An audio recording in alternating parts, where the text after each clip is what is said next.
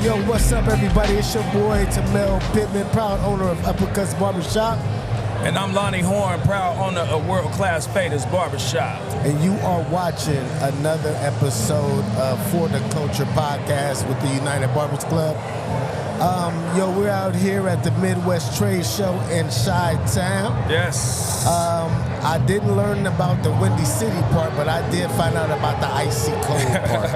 It is like a refrigerator, a deep freezer. To the bone. To the bone. To the soul. To the soul. Yes, the soul is deeper than the bone, right? Yes. That's where that cold sits. Okay, all right. We have a very, very special person we've been wanting to talk with. We have the opportunity now to get with him, and we want to introduce him and let him tell you all about the wonderful things he's doing for the industry. With no further ado, guys, this is Larry from Larry's Barbershop, Larry's Barber College, Larry's entrepreneurship, Larry's what you tell him all about it, Larry. I cut hair. That's what I do, man. I'm a tonsuro artist. We used to be doctors and dentists back in the day. That's all I do, man. Yes, sir. But I appreciate y'all having me on your show. I really appreciate it. Thank you. I like the humble follow-up, but man, I am so proud to be in my hometown and being in front of what most people in the south side of Chicago and further out would consider a legend in the industry and in the city, man. So I can't let you humble out that hard, man. I'm not that old, though, man. Nah, man, a living legend, man. Legend. Okay, a living legend. Let me see, legend. Legend don't mean old? Nah. Okay, all right. A legend mean you leaving marks. I'm 50, though. I'm still killing them on the court, though. That's why we said living. That's why we said living. I'm 50. Yeah, nah, man, you changed a lot of people's lives, man, and you inspire a lot of people. I know firsthand, so. For sure, yes, thank sir. you. Yes, sir. So tell us a little bit about, well, let's talk about what are you a part of now? How many schools are you running with? How many barbershops?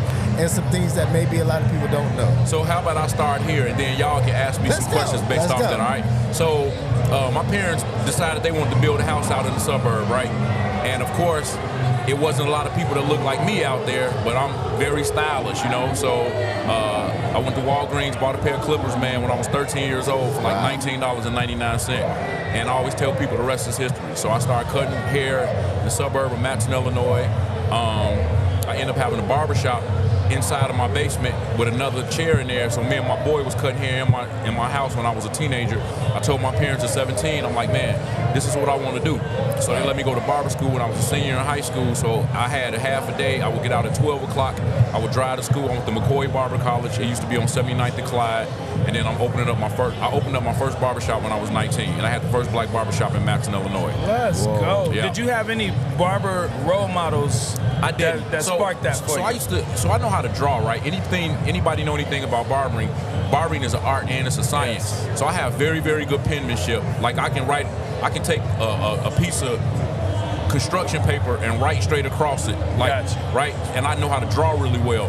So I kind of took that art and put it along with, like, you know, I'm kind of like a perfectionist. I strive for excellence. So, you know, like I cut my own hair. I've been cutting my own hair for 37 years, right? So I got in the mirror, man, and started figuring it out. And, you know, the lining, of course, is the most important part of the haircut, even if the fade is horrible, right? So along with that, man, you know, I was able to convince people to let me cut their hair. So I would ask a lot of questions to my barbers. I mean, you know, when I would be cutting my hair, I would ask a lot of questions, and then it just kind of made me, like, man, very intrigued, and I went with it. Nice, man. And so, first barbershop at 19. Yeah. Yep. That's impressive. How many chairs? So my first shop I started off with 3 chairs, but I made it where I could grow into it, right? Okay. So I had 3 chairs, and then I ended up with 15 chairs before I actually sold it and went to the city. Wow. Did you know that you were going to sell that shop? You know, I often, man, you know, like, I'm a different type of dude, right? I have to be around, I can't be around chickens, if you will. I have to soar with the eagles. So a lot of times, man, if a situation is not really doing what I needed to do for me, that environment, then I kind of take myself out. Even though I set the precedence now, there are rules and regulations, you know, no cursing, no cursing, you can't play this music, you can't do X, Y, and Z, right? Just out of respect of the posture we're trying to have for the shop. But when the mentality sometimes of the barbers aren't growing,